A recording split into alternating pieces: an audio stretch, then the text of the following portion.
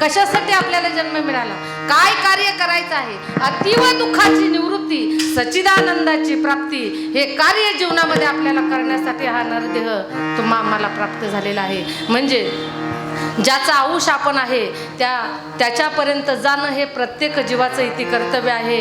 आणि हे संतांच्या मार्गाने जर आपण गेलो तरच आपण हे परिपूर्णत्वाला जाऊ शकतो, अन्यथा आपला परमार्थ परिपूर्णत्वाला जाऊ शकणार नाही. लक्षात. म्हणून साधू संतांच्या मार्गाने वाटचाल करा. ज्ञानोबारायांनी विहंगम आणि पिपिलिका हे दोन मार्ग सांगितले. कलियुगामध्ये साधना करीत असताना विहंगम म्हणजे पक्षाच्या भरारीने आणि पिपिलिका म्हणजे मुंगीच्या पावलाने. जर मुंगीच्या पावलाने जायचं म्हटलं तर मुंगीने जर एका झाडावर जायचं ठरवलं तर ती किती क्षणामध्ये वरती जाईल हो. कलियुगामधलं साधन तसंच आहे. न जाणो ती झाडावर चढत असताना यदा कदाचित अर्ध्यापर्यंत गेली आणि खाली पडली तर कदाचित तिचा मृत्यू होऊ शकतो. म्हणजे तिला ज्या फळापर्यंत जायचं आहे ते फळ ती सेवन करू शकत नाही, तिची इच्छा अपुरी राहू शकते. ज्ञानोबाराय सांगतात, देखे पक्षी उत्कला वना सरिसा, पक्षी फळाशी झोंबे जैसा, सांग नरू तैसा केवी पावे वेगी. या कलियुगामध्ये जर पिपिलिका मार्गाने जायचं ठरवलं तर ती मुंगी त्या फळापर्यंत जाईलच याची शाश्वती नाही. पण विहंगम म्हणजे पक्षाच्या भरारीने जर जायचं ठरवलं, देखे उत्कला वना सरिसा, पक्षी फळाशी झोंबे जैसा. ज्ञानोबाराय सांगतात, पक्ष्यांनी ठरवलं तर तो फळापर्यंत जाऊ शकतो, पण माणसाने ठरवलं तर तो जाऊ शकतो का? का जाऊ शकत नाही? मुळातच आपल्याजवळ अल्प आयुष्य मानव देह, ज्या भगवत प्राप्तीसाठी हा नरदेह प्राप्त झालेला आहे. मुळातच शतगणिले ते अर्धरात्र खाय, मध्य बालत्व पीडा रोग क्षय, काय भोजनासी उरले ते पायेगा. भोजनासी का कुणे ताई? भजनासी. विठ्ठल विठ्ठल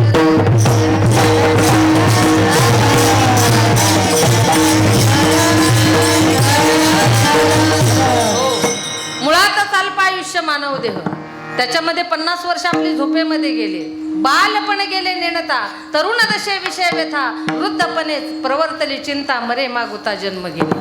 लक्षात. आयुष्य जात आहे महा,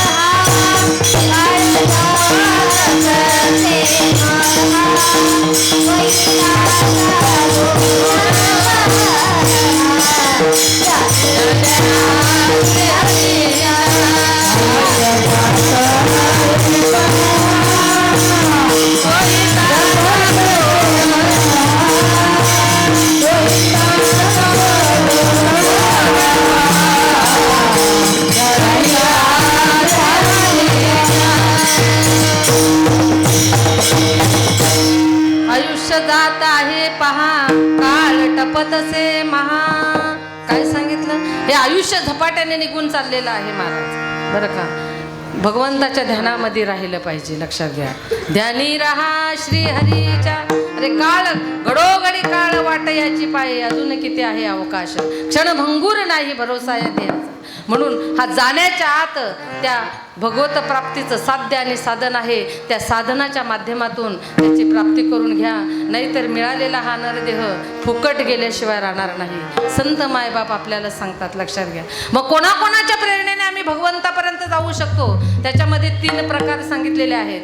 वाङ्मय प्रेरित, ईश प्रेरित आणि संत प्रेरित. यांच्या प्रेरणेने जर आपण गेलो तर नक्कीच देवापर्यंत गेल्याशिवाय हा जीव राहणार नाही. मग वाङ्मय प्रेरित जर विचार जर केला तर संतांचं वाङ्मय एवढं ओतप्रोत आहे की एक आयुष्य नाही, 1000 जन्म जरी घेतले तरी साधू संतांच्या वाङ्मयामध्ये वाचण्यात आपलं आयुष्य जाईल, पण सगळ्याच वाङ्मयाचा अर्थ आपल्याला कळेलच असं सांगता येणार नाही. लक्षात घ्या, एवढं कठीण. कारण वेदाची व्याख्या सांगितली बरं का. वेद वाचित असताना जर तो चुकीचा वाचला गेला तर मनुष्य वेडा होतो. लक्षात घ्या, एवढं कठीण आहे वेदाची भाषा. ही सर्वसामान्य तुमच्या आमच्या सारख्याला जमेल का? मंत्र चळे थोडा तरी धडचे होय वेडा. जर या मंत्राचं उच्चारण करीत असताना जर ते चुकीचं उच्चारलं गेलं तर धडचे होय वेडा. संत सांगतात धड म्हणजे माणसाचं शरीर वेडं होतं. एवढी कठीण साधना आहे, एवढं वाङ्मय कठीण आहे. योगाचा विचार करा. ज्ञानोबारायांनी सांगितला योगाची या वाटा जे निघाले गा सुपटा तया दुःखाचा वाटा भागाला. योग याग विधी येणे नव्हे म्हणजे एवढं कठीण वाङ्मय आहे. याचं आपल्याला काही जमेल का हे प्रत्येकाने आपलं आपण शोधून पहा. नाही जमणार महाराज. म्हणून कलियुगामध्ये जे सोपं आणि सुलभ साधन सांगितलं नाम संकीर्तन साधन पैसोपे जळतील पापे जन्मांतरीचे. जन्मजन्मांतरीची पापे ज्या साधनाने जळतील ते नामसंकीर्तन या कलियुगामध्ये सोपं आणि सुलभ साधन भगवान प्राप्तीपर्यंत जाण्याचं साधन आहे. मग ईशप्रेरित मार्गाचा जर विचार केला तर भक्त प्रल्हादा एवढा आपलं निष्ठा आणि विश्वास पाहिजे देवावर. तेव्हा ईशप्रेरित मार्गाने जर आपण गेलो तर भगवान परमात्म्याची प्राप्ती उपमन्यूने केली, भक्त प्रल्हादाने केली. बाल्यावस्थेमध्ये भगवान परमात्म्याची प्राप्ती एवढं सोपं नाही. 4 युगामध्ये कथानक वाचा, चहुयुगाचा नामा उभा भक्त उभा कीर्तनी आणि पाठीमागे डोळे झाकून उभे जिजणी. विचार करा भक्त प्रल्हाद हा 4ही युगामध्ये भक्त भरून देवाची साधना केली तेव्हा या विठ्ठले कृपा केली. विठ्ठल विठ्ठल विठ्ठल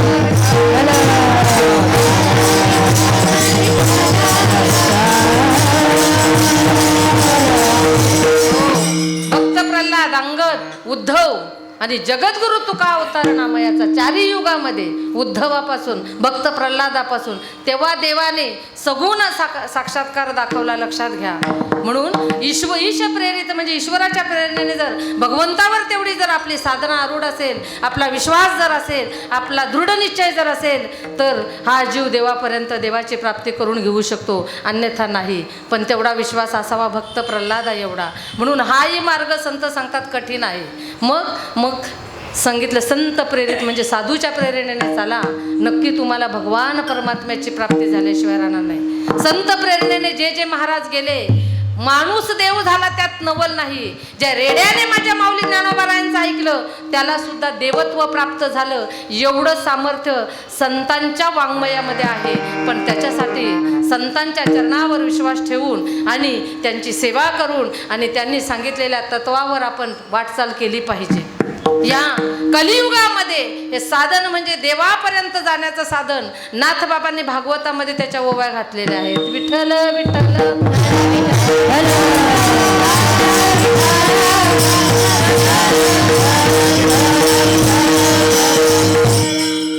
भगवान परमात्म्याची प्राप्ती ज्याला जीवनामध्ये करायची आहे त्यांनी सांगितलेलं आहे. नाथबाबा सांगतात लक्षात घ्या काय, कोटी शस्त्र रुतल्या पाहे तरी शूर वाचल्या राहे.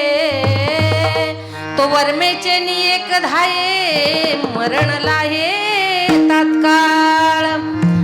देवी करिता नाना साधन अनिवार्य जन्म मरण.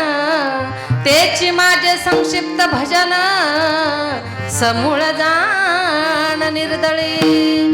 कोटी शस्त्र रुतल्या पाहिजे. एखादा शूरवीर आहे आणि त्या शूरवीराला हजारो शस्त्र लागलेले आहेत. नाथबाबा सांगतात पण जोपर्यंत त्याच्या वर्मावर घाव बसत नाही ना तोपर्यंत तो वीरगतीला प्राप्त होत नाही. तसं ह्या कलियुगामध्ये देवी करिता नाना साधन. तुम्ही कोणतीही साधन करा, कोणत्याही पंथाने चाला, कोणत्याही मार्गाचा अवलंबन करा, पण नाथबाबा सांगतात देवी करिता नाना साधन अनिवार्य जन्म मरण. जन्म मरणाचं खंडन होणार नाही. पण तेची माझे संक्षिप्त भजन समूळ जाण निर्दळी. म्हणजे ते छोटस 2 शब्दाचं सांगितलं. ते छोटस भजन माझं मुळासहित जन्म मरण दुःख जरा व्याधी याचं खंडन करण्याचं सामर्थ्य ज्या तत्वामध्ये आहे त्या अनादिकालाचं भगवान परमात्म्याचं परम मंगल नाम. कधीच जेव्हा कोठेच नव्हते काही, जेव्हा कोठेच नव्हते काही, जेव्हा कोठेच नव्हते काही, जेव्हा कोठेच नव्हते काही, जन्म तुझे काळा पाही, जन्म तुझे काळा पाही.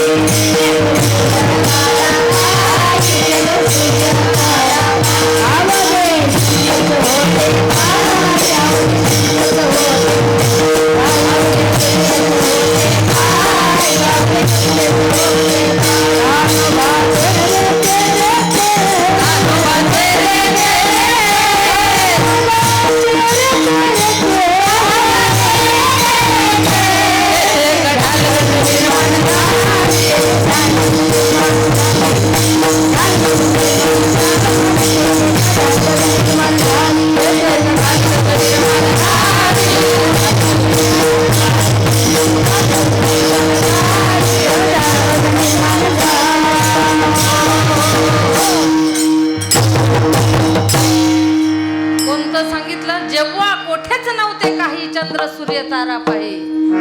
बरं का अवघे शून्यच होते बाई कानोबा ते रे ते रे ते बरं का ते म्हणजे अंगुली निर्देशक करून. बघा ज्ञानोबारायांच्या ओव्या आपण वाचतो पण आपल्याला कळत नाही महाराज. बरं का लक्षात घ्या. तैसा हृदयामध्ये मी रामू असता सर्व सुखाचा.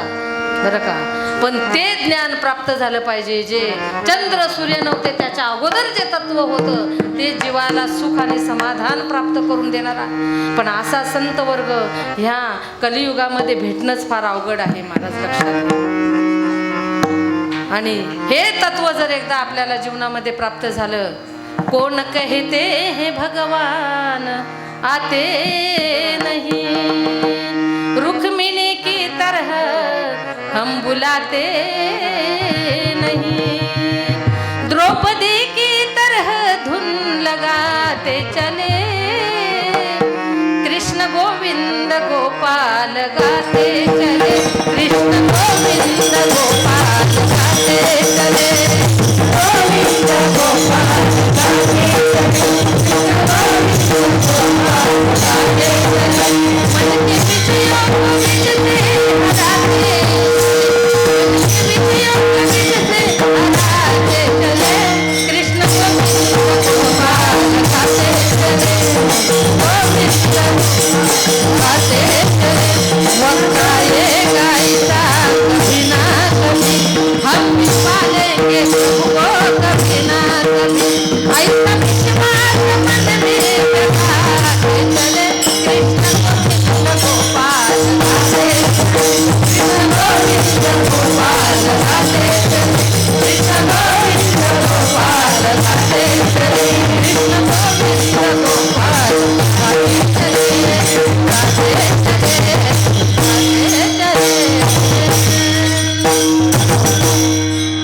एवढा विश्वास पाहिजे महाराज. कोण कहते हे भगवान आते नाही. कोण सांगतं आज कलियुगामध्ये देव आल्याशिवाय राहणार नाही. रुक्मिणी की तरह हम बुलाते नाही. आपला भाव तसा नाही महाराज. लक्षात घ्या. आपण देवाला नैवेद्य करताना सणाला देवासाठी छोटी पोळी बनवतो. इथेच आपला भेद आहे. लक्षात घ्या. आणि आपल्याला खाण्यासाठी मोठी पोळी असते. बरोबर आहे की नाही.